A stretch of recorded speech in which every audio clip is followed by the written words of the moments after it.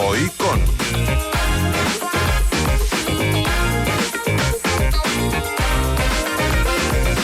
Amigos, gracias por estar con nosotros. Ya abril 2025 es primero. Y aquí con ustedes, siempre en FM Mundo. Pueden seguir nuestra transmisión en vivo a través de todas nuestras redes sociales, plataformas digitales, el canal de YouTube FM Mundo Live, también en X, @FM Mundo. Hoy vamos a hablar sobre el establecimiento, el regreso de bases militares extranjeras de nuestro país. ¿Es esto posible? Nos acompaña el doctor Rafael Ollarte, reconocido médico constitucionalista, buen amigo de esta casa. ¿Cómo le va, mi querido Rafael? No le he visto últimamente. ¿Dónde se ha metido? En la oficina. Buenos días, un placer conocer con todos los amigos de FM Mundo. Buen inicio de mes, especialmente conmigo. Qué mejor, o qué peor, según el radio escucha. ¿Dónde me he metido? En el mismo sitio. Sí, he estado medio apartado, debo decir. Sí, cosas. Ha estado perdido. Bueno, ¿cómo ve el panorama electoral? Estamos ya a menos de 2 semanas de las elecciones de segunda vuelta. El panorama electoral es, creo ahora, marcadamente incierto. Más aún cuando el tema de las encuestas, no solamente a nivel local, sino ya planetario, son absolutamente poco confiables. Ya no podemos confiar. Exacto, o sea, el tema de encuestas, no solo aquí en el Ecuador, sino en cualquier otro lugar, no te ayudan mucho. Especialmente cuando además tienes muchas encuestas que te dan el resultado que quiere escuchar o que quiere. ¿Quién contrata? Exacto, ya. Aunque yo entiendo que ellos siempre también tienen sus encuestas reales, es decir, porque tú tienes que ver la realidad para hacer tu campaña. Pero mire cómo fallaron en la primera vuelta, ¿no? Y fallaron antes y seguirá fallando. Ya, algo está pasando con las encuestas, no es necesariamente malicia. Pensaban que iban a ganar en la primera vuelta y se quedaron con los churros hechos. Sí, Rafael. no salió. ¿Qué también estaría haciendo que no fue a dar una declaración a sus seguidores del presidente Noboa? Bueno, cosas que hay. Respeto les llamaban antiguamente a eso, mal gusto, dejar a la gente ahí en la estacada esperando. ¿Fue una equivocación el no salir a hablar esa noche? Bueno, si no estás en buenas condiciones, creo que hay que elegir. O sea, entre dar una señal de respeto y de, entre comillas, cariño a tus seguidores que en la noche, y no me acuerdo si llovía o no, pero con frío y todo, especialmente acá en Quito, de no ir a verlos. Y otra cosa es que los vayas a ver y no estés en... Bueno, pero debe haber sido un impacto también, si crees que vas a ganar en primera vuelta, si tus encuestas contratadas te dicen eso y el rato de los ratos, nada, porque prácticamente fue un empate el de primera vuelta, Rafael. A ninguno nos gusta perder, pero ahí también se ve la calidad de un estadista. ¿Cuántos estadistas hemos visto que han perdido y que a pesar de su carácter fuerte han tenido que aceptar la derrota y reconocerla? Pero aquí tampoco fue una pérdida. Bueno, pero es que es una pérdida si tú dices, no, o sea, a ver, en condiciones normales está muy bien, pero si tú dices que gano en primera vuelta y con 5 puntos de diferencia, y resulta que luego no es así, y terminas empatado con la otra. Se lo hizo ver como una pérdida, lastimosamente. Pero es como cuando en un partido de fútbol, en un mundial, empatan. Pues el uno puede ser que lo vea como un gran logro sacarle un empate al otro y el otro lo vea como una derrota.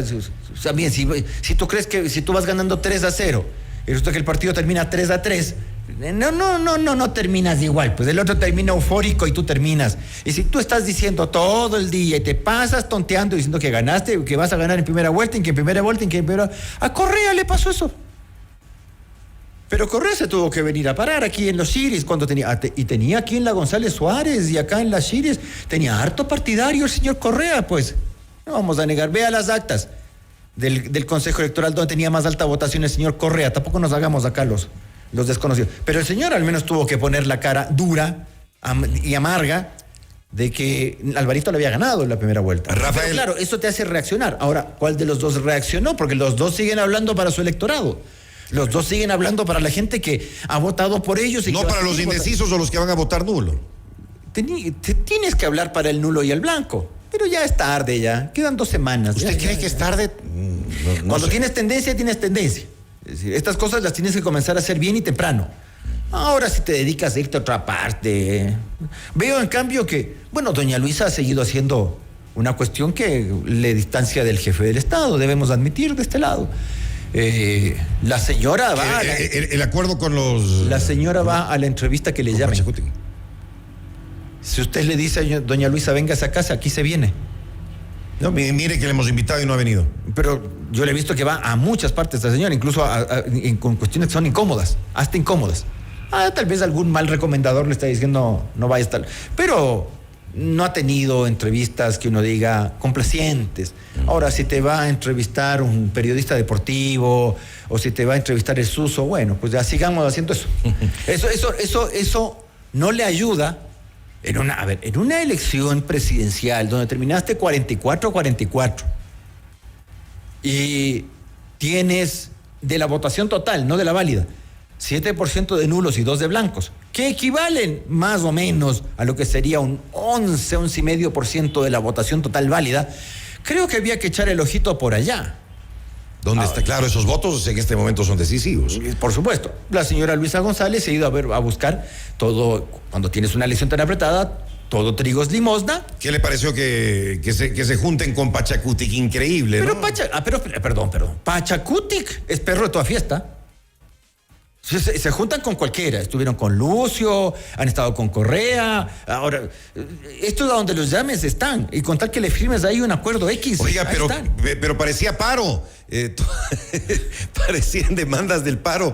22 o 24 puntos, cada uno peor que otro. Pero, exigencias. Pero cuidado. Exigencias para firmar este acuerdo y tener, entre comillas, el respaldo. Además, con un movimiento indígena que está totalmente dividido, ¿no? Pachacutic no es un movimiento indígena. El movimiento indígena es otra cosa. Este es el partido político Pachacutic. Sí, pero digo, el movimiento indígena está completamente Pero eso dividido. es como que dijeran que los blancos votamos de determinada tendencia. Los blancos van a votar por tal, los indios van a votar por tal, los mestizos por tal. No es así, esa opción no es racial. Entonces, la gente que está... tampoco ¿No cree que se endosan los votos, entonces? Pero y tampoco pretendamos esta cuestión de minusvalorar a la gente, porque hay gente que pretende que hay que proteger a porque pobrecitos. No, cada uno tiene su autonomía y cada uno piensa como quiere. Y en cada sector social hay gente que piensa muy distinto a los demás. Entonces, no es que el indigenado te vota en masa, pues ¿qué son? Ya. Aquí todavía hay gente que piensa que son recuaganados. Entonces, yo les digo que voten por tal y todos van y votan por ese. No es así. No, señor, no es así. Tampoco nos creamos aquí superiores y que los indígenas son y todos van a ir. Vea, señor Issa obtuvo el 5% de la votación. Con quien han firmado el compromiso es con Pachacutic. Pero ni siquiera somos Issa. Por eso, es que es Pachacutic. Y Pachacutic es eso, o sea, es otra cosa. ¿Pero por qué no fue el señor? ¿Qué habrá sido? Yo qué sé, como que no haya ido el Marlon Santi, como que no haya ido el no sé quién. ¿Qué sé yo? No sé si habrán ido las izquierdas, los señores de la Unidad Popular, ex-MPD, no tengo idea. Pero además veo esos 25 puntos que parecen algunos muy extremos y otros parecen lo de siempre. Es decir, esta cuestión, yo puedo decir que hay que fortalecer la dolarización y puedo decir que hay que fortalecer al IES y que la seguridad. Sí, pero ¿y el cómo y a qué costo? Porque claro, uno a veces ve... A mí también me parece estupendo rebajar impuestos y aumentar servicios. Bueno, si tú quieres el destino boliviano es eso, y Bolivia tardó muchos años en quebrar como nación. Era una cosa impresionante, antiguo. Le digo porque yo daba clase allá hace muchos años. Y era impresionante cómo manejaban, entre comillas, la economía el señor Luis Arce Catacora cuando era ministro de Evo Morales. Y luego te quedaste sin plata nomás. Y cuando te quedaste sin plata, te quedaste sin plata. Pues ahí nomás sonaste. Es como que en el Ecuador el día de mañana tú dices que hay que fortalecer la dolarización y sigues haciendo todo lo posible para quedarte sin dólares físicos. ¿Y qué haces? ¿Qué haces cuando eso ocurre? En Bolivia, se lo cuento, se lo digo de experiencia personal. A ti te pagaba la universidad un cheque en bolivianos. Tú ibas al banco, presentabas el cheque y tú pedías que te lo dieran en dólares y te lo daban en dólares. Tú ibas a una tienda y tú decías, ¿a cómo está acá tanto? Entonces tú entregabas $20 y te daban el vuelto en bolivianos. Te daba exactamente lo mismo, el dólar circulaba como el boliviano. Así era. Y resulta que de repente se acabaron los billetitos nomás. ¿Y las cuentas en dólares dónde quedaron? En asientos contables. Ahí están los asientos contables. Porque usted tiene en su cuenta $100,000, $50,000, pero ahí están. Entonces te dicen, usted puede hacer transferencias electrónicas, todas las que usted quiera. Si usted quiere comprarse una casa en dólares, se la compra, le transfiere los $100,000 de la una cuenta a la otra. Pero sacar la plata no puede, no. ¿Por qué? Billetes no hay. Así pasa. Entonces yo te puedo decir que tenemos que fortalecer la dolarización. Pero si usted sigue haciendo todo lo posible para que el día de mañana eso quiebre con el transcurso de los años, otorgando subsidios indiscriminados. Es un tema de mucha responsabilidad, ¿no? Aquí todavía la gente cree que de la dolarización sales creando ecuadólares. Y todavía nos cuentan eso. Todavía hay gente incluso que cree que para salir de la dolarización hay que imprimir una moneda nacional. No tienes que imprimir nada, no tienes que crearte nada. Basta que el día de mañana, como ocurrió en otros países, simplemente te digan, vea, usted puede hacer todas las transacciones. Estoy hablando no solo de Venezuela, estoy hablando de Grecia. Grecia, un país europeo, creo que sigue siendo europeo. Entonces, en Grecia aquí te dijeron, un rato se acabaron los euros físicos, te dijeron, no salimos del euro, pero si usted haga todas las transacciones en tarjetita, en cuenta virtual, transferencias, todo lo que usted quiera, y sus euros siguen siendo euros, pero del banco solo me saca 50 euros a la semana, 250 euros al mes. ¿Hay garantía de que eso no pase acá? Yo no estoy llamando a la gente a que no es el pánico financiero, lo único que me habla, porque ahora que el pánico es cualquier tontería acá. Bueno, sino contar la realidad. Entonces, fortalecer la dolarización es fortalecer la dolarización, no decir de la boca para afuera y hacer todo lo posible para que eso no se pueda. Si esta cuestión no es buenos deseos, fortalecer la seguridad sin apoyar a las Fuerzas Armadas y a la Policía Nacional, sin darle los elementos. Bueno, yo también puedo decirlo, yo también quiero que Barcelona sea campeón de la Copa Libertadores, listo. Muchas veces ofrecen y luego hacen lo contrario, ¿no? Pero no, es que no solamente la mentira, porque una cosa es la mentira, es decir, por ejemplo, hacer una campaña electoral diciendo no más impuestos, y lo primero que te lanza una ley impositiva. Pero eso lo han hecho casi todos. Bueno, lo hizo el señor Lasso, en su momento lo hizo también Noboa. Lasso fue terrible, ¿no? Sí, pero fue un descaro absoluto. Qué decepción, ¿no? Yo que no te... Ojo, no, como decían en algún programa, no espero nada de ti, aún así logras decepcionarme, eso, ¿ya? Pero el señor Correa también hay que bajar, como ahora están diciendo, que se baja la señora Luisa González ha leído cuáles son sus facultades constitucionales y legales. Porque eso de comprometerse a bajar el IVA del 15 al 12 no puede, pues. Pero está entre las peticiones. Pero puedo bajarlo al 13, eso puede. Porque el IVA, con el proyecto de Noboa, no subió del 12 al 15, subía del 12 al 13. Hasta el 15. Y por decreto le podías subir hasta el 15. Así es. ¿Ya?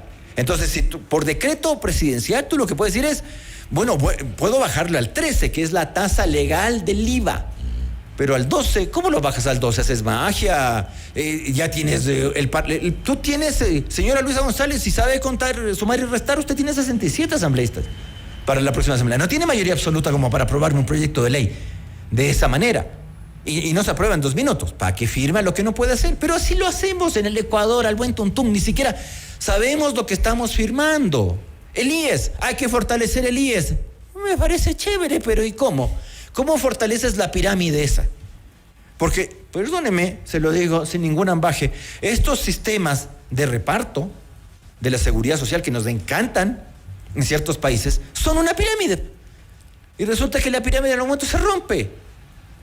Como el notario Cabrera, no es así, pero si tú no tienes más gente que va ingresando al sistema aportando y más gente que va saliendo del sistema por el tema de las prestaciones, no sé cómo haces un sistema en el cual estableces una jubilación cuando se estableció aquello. ¿Cuál era la esperanza de vida en el Ecuador? Era hasta menor que la edad de jubilación. Y resulta que ahora tienes una esperanza de vida de ¿cuánto? Los hombres que vivimos menos que las mujeres. ¿Qué será que los hombres vivimos menos que las mujeres? 72, 75 años. Bueno, pero y claro, son años más. Yo también quiero hubiese querido que mi mamá viva muchos años y que mis abuelitos, pero si tú ya llegas a 90, 95 años, son bastantes años más de jubilación que hay que financiar. ¿Y de dónde? Entonces, pero claro, fortalezcamos al IES, pero no toquemos las prestaciones, no toquemos la edad de jubilación, no toquemos Entonces diga la verdad, el Estado tiene que mantener al IES. Y la gente que no está cubierta por el IES, a través de sus impuestos, tiene que seguir manteniendo ese ente burocrático. Ya, pero dígalo de una buena vez. No me diga fortalecer al IES. No me diga, yo recuerdo cuando se hizo en la Contraloría un tema del Seguro Social, habían cosas que eran escandalosas. ¿Cómo que una cama hospitalaria en el IES te costaba $450,000? Si la cama más cara y súper buena en un hospital privado era $150,000. Bueno, pues sigamos fortaleciendo al IES nomás, porque veamos tomar qué el pasa. toro por los cuernos no se puede, se puede, ututuy. Veamos qué pasa y quién gana el próximo domingo 13 de abril. ¿Quién ganará? Esa es la gran pregunta. Bueno, al tema de esta mañana, mi querido Rafael. Culpa suya. Sí, fue culpa mía por preguntar. el tema de esta mañana sobre las bases militares. Bases militares. Según un reportaje de CNN, ya habrían hasta los planos para una base en Manta. Yo también tengo unos planos. Esto tiene que ir a constituyente. Claro. Esto no puede decidir el presidente. Claro, yo también tengo ni siquiera la asamblea. Unos planos para que en el edificio de mi oficina hagan ni sé qué cosa arriba, pero si los planos los puedo hacer. Ahora, la segunda parte. Ya, pero es posible. A ver, primero, vamos aclarando las cosas. Tenemos una prohibición constitucional, torpe a mi juicio, pero es una prohibición constitucional. ¿Qué dice exactamente? De instalar bases militares extranjeras o bases con propósitos militares en el Ecuador. Primera cosa que está prohibida. Segunda cosa que está prohibida, ceder bases militares extranjeras a bases militares nacionales a fuerzas militares y de seguridad extranjera. Como usted redacta la Constitución, como se le ha ocurrido, parecería que uno dice, a ver, bases militares no se puede, y de seguridad, bueno, lo que está impedido en la Constitución es que una base ecuatoriana sea cedida a bases de seguridad extranjera. O sea, y este no sería el caso. Ni militares ni de seguridad. Bases militares ecuatorianas como Manta no pueden ser cedidas a fuerzas militares extranjeras ni a fuerzas de seguridad extranjeras. Se pueden crear otras. Clarísima. Puedo crear otra, pero que no sea base militar o con propósito militar y con propósito de seguridad. Ahí se te pasó, porque esta gente no habla castellano, entonces les cuesta mucho el idioma. Esa sería la salida, la que usted nos está diciendo. Ahí como que tengo un huequito.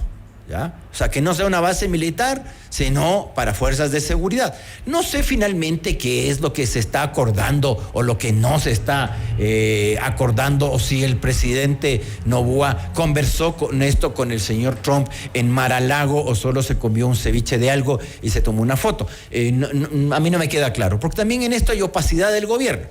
Porque claro, como estamos en una época electoral donde la intolerancia es tan grande que los unos dicen que esa reunión es una farsa y que en realidad poco menos que te encontraste con el artista en el McDonald's y te tomaste una foto, y otros dicen que no, que se han conversado. Bueno, pero también hay una suerte de opacidad por parte del régimen que no es capaz de comunicarte bien las cosas. Yo puedo prever de que, porque hay un proyecto de reforma parcial presentado y que tiene dictamen favorable por parte de la Corte y que tendría que ser tratado por la Asamblea, pero para reformar parcialmente la Constitución requieres dos cosas. Primero, mayoría absoluta en la Asamblea. ¿Hay? Con la nueva Asamblea. ¿Hay? Y complicado. Si es que obtienes la mayoría absoluta, pasar a un referendo ratificatorio. Pero en ese proyecto lo único que se hace es eliminar gran parte del artículo 5 y dejar solamente la primera parte, la poesía, que dice que el Ecuador es un territorio de paz. Entonces quedaría hasta ahí. El Ecuador es un territorio de paz. ¿Cómo se puede escribir tanta tontería en una constitución, digo yo? Bueno, pero bueno, era hace muchos años, ¿no? Hace muchos años. Mira, que ponga, el Ecuador era la isla de paz de los 80. Se acabó, ya. Listo. Y ya sabemos cómo. Ahora, Rafael, yo creo que la gran mayoría de ecuatorianos estamos de acuerdo que necesitamos ayuda extranjera. Solos no vamos a salir de esto. Tocamos el tema ayer aquí en el programa con Arturo Torres. Y es gravísimo. Lo que está atravesando el Ecuador hoy por hoy es gravísimo. Pero hay una cosa que el político, si fuera medianamente responsable, tiene que hacer, porque no solamente el tema de, yo ya tengo los planos por una base militar y voy a esperar a que haya el referendo para ver si es que primero lo aprueba la Asamblea, para que se haga esto. Y mientras tanto, ¿qué hago? Porque si la cosa es que yo voy a depender de la voluntad de una Asamblea en la cual el que tiene la primera mayoría relativa por un voto es el correísmo y la segunda mayoría ADN, y ya veremos, pues si gana Noboa, cuántos de los de la Revolución Ciudadana se pasarán a ADN. Formalmente, me digo yo, porque hay tanta gente de la Revolución Ciudadana, como el señor Fausto Jarrín, el señor Yabra, etcétera, que son de la Revolución, pero que están en el gobierno de Noboa. Cambiamos del envase nomás parece en esta cuestión, como antiguamente, no que hay que llevar la gaseosa. No se me vaya a otro tema. No digo nomás. Sigamos con lo de la base. No, se lo digo porque no es porque aquí hay gente que anda planteando que el cosa es el correísmo o el novo. Lo que anda ahí pululando de por medio no es tan distinto, pues tampoco si nos queremos engañar, nos engañamos nomás. En su momento tener una base en Manta funcionó, Rafael. A ver, pero las circunstancias eran distintas. Sí, eran completamente distintas. Primero, el Ecuador no estaba tomado por la narcodelincuencia. Así 1. 2.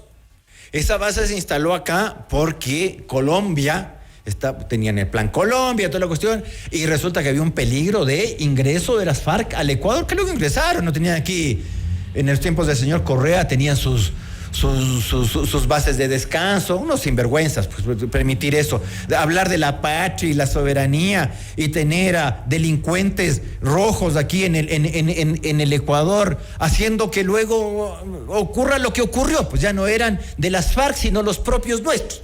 Y resulta que con las ideotas, creo que fue la ministra Espinosa, y si me equivoqué de nombre del ministro correísta que tuvo la ideota, no me disculpo tampoco, porque son de la misma manada esa gente, de eliminar los pequeños cuarteles que teníamos diseminados en el territorio nacional y que impedían, porque no es que aquí no hubo guerrilla, porque sí, pues, porque Dios es grande, porque el Ecuador es tan consagrado al Sagrado Corazón de Jesús.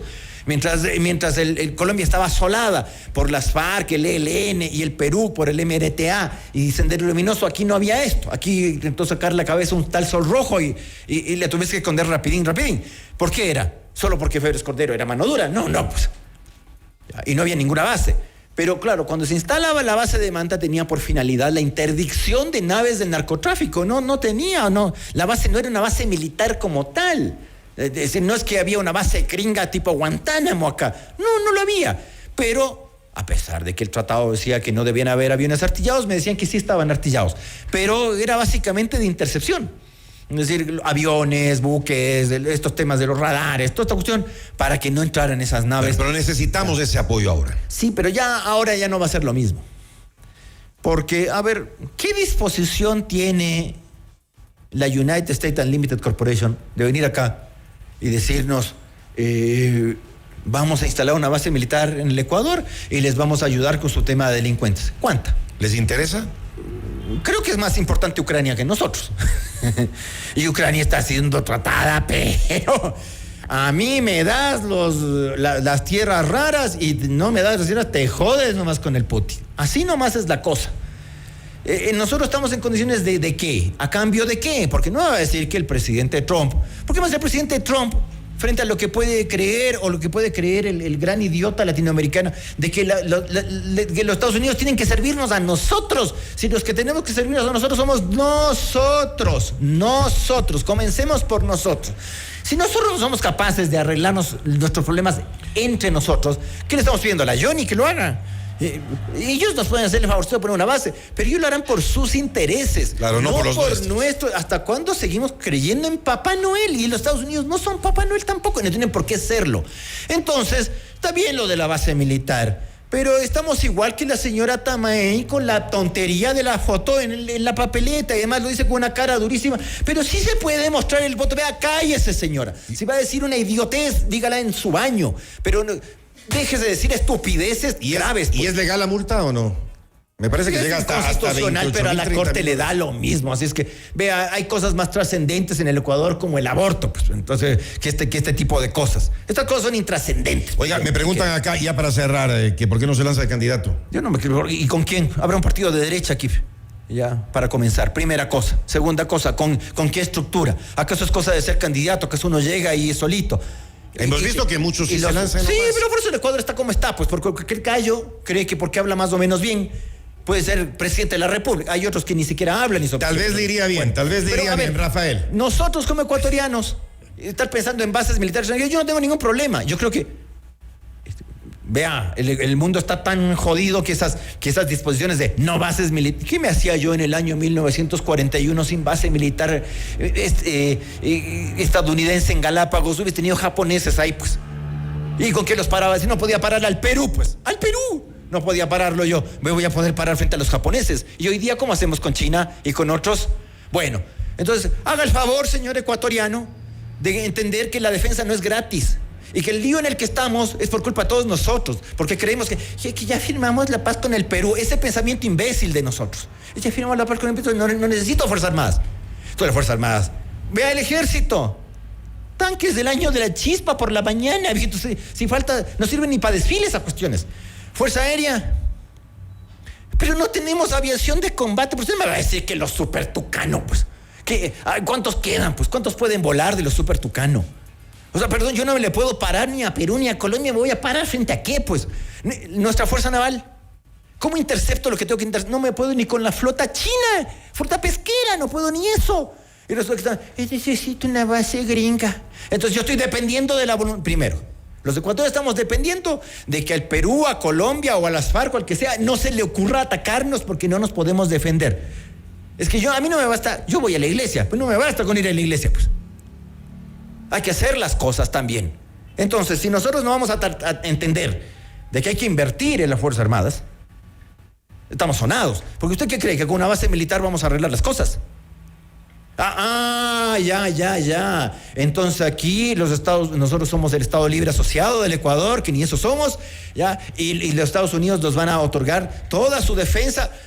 Por mí, chévere, pero nadie muere por una patria que no es la de uno. Si nosotros no tenemos la disposición ni de gastar, peor de morir por nuestro país. Bueno.